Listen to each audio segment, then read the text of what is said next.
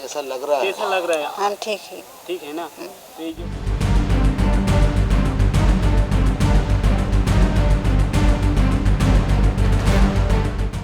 ঘটনার সূত্রপাত 2017 সালে মানসিক ভারসাম্যহীন নলিনী চৌধুরী ভুল করে ঢুকে পড়েন পশ্চিম মেদিনীপুরের কলাইকুণ্ডা বিমান ঘাঁটিতে। হাই অ্যালার্ট জোন হওয়ায় খড়গপুর গ্রামীণ থানা তাকে গ্রেফতার করে। তার বিরুদ্ধে একাধিক ধারায় মামলা রুজু হলেও মানসিক ভারসাম্যহীন হওয়ায় জেলা আইনি পরিষেবা কর্তৃপক্ষের সহায়তায় 2018 সালেই তার জামিন হয়ে যায়। কিন্তু পুলিশি জিজ্ঞাসাবাদে নাম ঠিকানা ভুল বলায় বিভ্রান্তির সৃষ্টি হয়। ফলে 2018 জামিনে মুক্ত হওয়ার কথা থাকলেও আরও 6 বছর জেলেই কাটাতে হয় তাকে। কিন্তু অবশেষে নলিনীকে ফিরে পেয়ে খুশি পরিবার। मिसिंग था, अब मिलेंगे आपके पत्नी के साथ।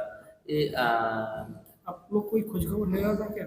खोजबीन तो हम लोग कर ही रहे थे, खोजबीन तो कर ही रहता अगल बगल, लेकिन यहाँ पर लंबा इतना लंबा दूर हम लोग नहीं आने। अभी आशा महसूस हो रहा है पूरे फैमिली के साथ में, सबको फैमिली के साथ आप लोग आए? जी पूरे फैमिली को अभी देख कर हम लोगों ने खुश हो गए।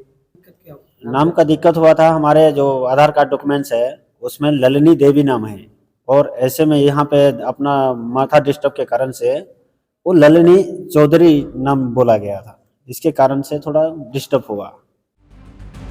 নলিনী চৌধুরীর জেল মুক্তিতে জাতীয় আইনি পরিষেবা কর্তৃপক্ষ বা নালসার তরফে বিশেষ উদ্যোগ নেওয়া হয়। জেলা আইনি পরিষেবা কর্তৃপক্ষের নবনিযুক্ত সচিব শাহিদ পারভেজ গত নভেম্বরে মেদিনীপুর মহিলা সংশোধনাগারে গিয়ে তার সঙ্গে সাক্ষাতের পরই নলিনীর প্রকৃত ঠিকানা জানতে পারেন। কিন্তু মামলা করার সময় মহিলাটার যে ঠিকানা ছিল ওখানে উত্তরপ্রদেশ মেনশন ছিল।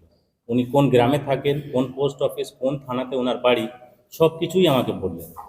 তো সঙ্গে সঙ্গে আমি ওনাকে অ্যাড্রেসগুলো আমি গুগলে ভেরিফাই করে দেখতে পারি যে এটা ঝাড়খণ্ডের অ্যাড্রেস পড়ছে। একটু মনে হয় কোথাও ভুল হচ্ছে, এটা উত্তরপ্রদেশ হবে না, আমরা চেষ্টা করি একটু ঝাড়খণ্ডে এই অ্যাড্রেসটাকে বার করতে। তো আমি দুদিকেই থানা আর পালামু জেলা আইনি পরিষেবা কর্তৃপক্ষ থেকে ভেরিফিকেশন হওয়ার পরে আমরা সিদ্ধান্ত নিই জেলের কর্তৃপক্ষ আর আমরা যে এবার ওনাদের ফ্যামিলি মেম্বারকে ডাকি। আর নলিনী চৌধুরীকে বার করার জন্য আমাদের নালসা রিভিউ কমিটি গাইডলাইনও ছিল এখানে। গত 1 মাস ধরে সমস্ত বিষয় নিশ্চিত হওয়ার পর নলিনী চৌধুরীর পরিবারের সঙ্গে যোগাযোগ করা হয়। আইন মেনে পরিবারের হাতে তুলে দেওয়া হয় মানসিক ভারসাম্যহীন মহিলাকে। অভিষেক চক্রবর্তীর রিপোর্ট, ক্যালকাটা নিউজ।